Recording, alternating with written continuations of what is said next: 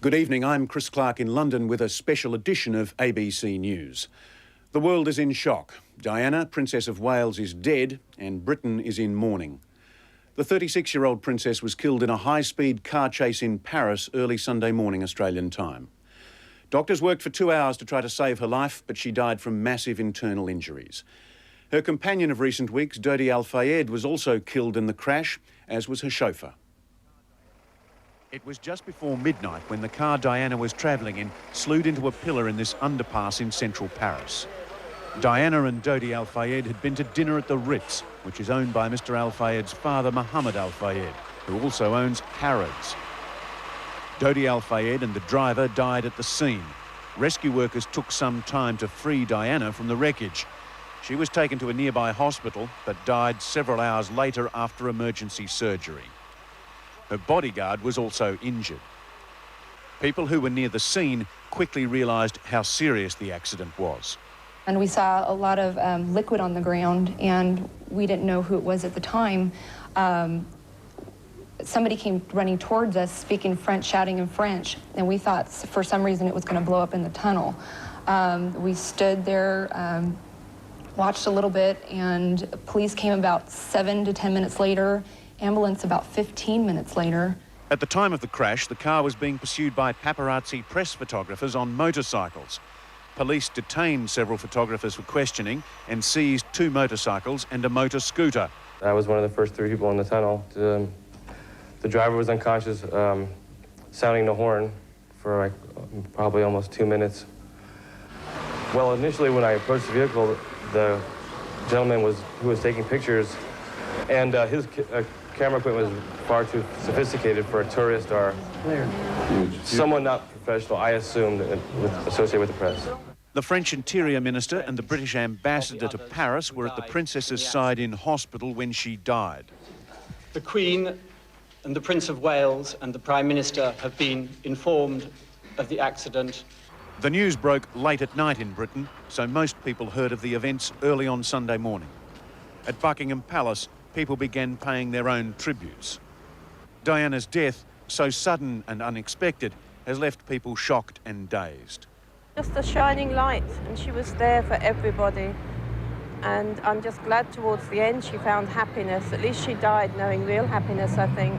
I think that she's completely irreplaceable. I don't think anyone could take her place, and I think it's going to leave a terrible void in everybody's lives.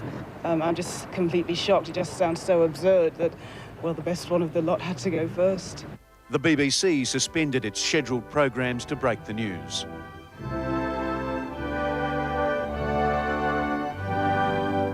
This is BBC Television from London. Diana, Princess of Wales, has died after a car crash in Paris. There's been reaction from politicians as well. Britain's Prime Minister Tony Blair said he was shocked and saddened. Australia's Prime Minister John Howard had this to say. On behalf of the Australian government and the Australian people, I want to extend my very deep sympathy, particularly to her 2 young sons who have suffered the trauma of a marriage breakup and have now lost their mother at the very young age of 36, and to other members of the royal family. It is a horrible and tragic accident, and it will sadden many people around the world. Just a year after her divorce from Prince Charles, Diana's relationship with Mr Al-Fayed had become the subject of huge media interest, with endless speculation about their romantic involvement. Her body is expected to be returned to Britain in a matter of hours. A year after her divorce from Prince Charles, Diana seemed finally to have found some peace. But the pressures of an insatiably curious media and public never abated. Kathy Bell reports on the dangerous liaison between Diana and the media.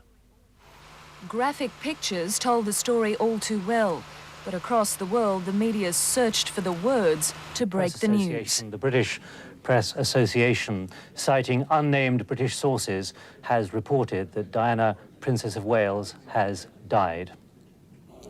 Princess Diana, at the age of 36, has died of massive internal injuries she suffered in a... They were also looking for someone to blame and found the culprits within their own ranks.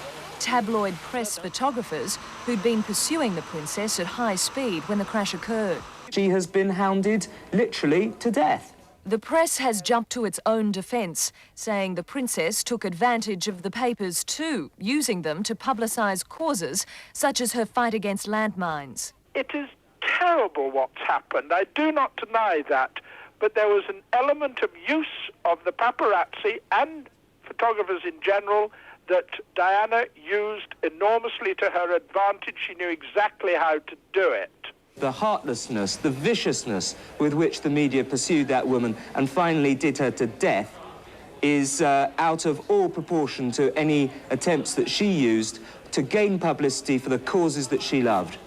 Diana's relationship with the tabloids has been a stormy one from the moment her romance with Prince Charles went public more than 15 years ago. The media were everywhere, and here was a fairy story that everybody wanted to work. But it didn't, and the media's obsession grew. Now, when I go out of my door, my front door, I'm being photographed. I never know where a lens is going to be.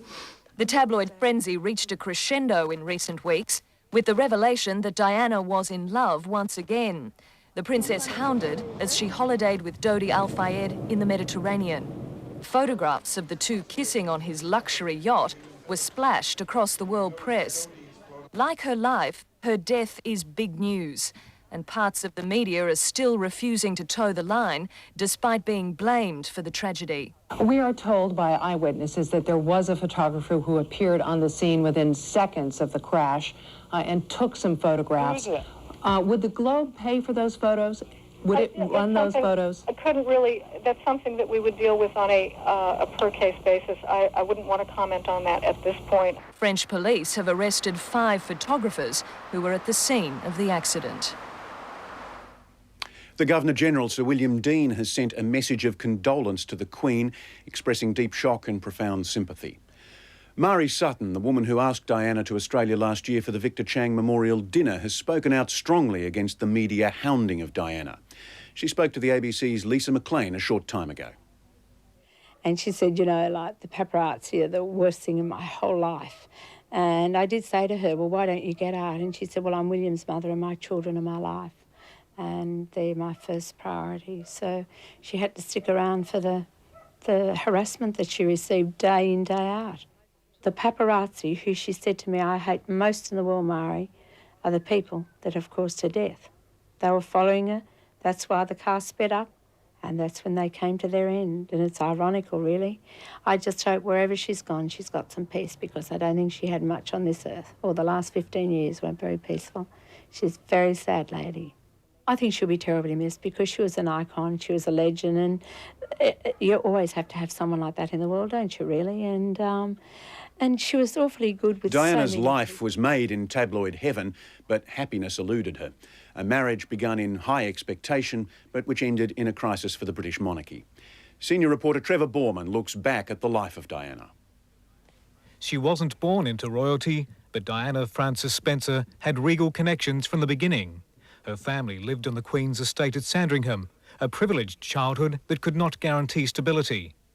Diana was 6 when her parents separated, the children caught in a bitter custody battle. Her teenage years in boarding school, Diana Spencer excelled at sport and aspired to working with children. I wanted to teach children, and they said, why not come along? So I first started off doing afternoons, and then I took over the mornings and did whole days. She was a nanny and kindergarten teacher and a woman soon to become known to the world. At first it was rumour and speculation, a suggestion that a friendship with a future King of England was romance. Diana's life could never be the same. In a wedding that stopped the world, a coy and modest 20-year-old took the hand of the heir to the British throne. It was a marriage Buckingham Palace couldn't be happier with. The newest member of the House of Windsor was a drawcard immediately. It was Diana the crowds really wanted to see, but as the princess was to reveal later, the marriage was troubled right from the start.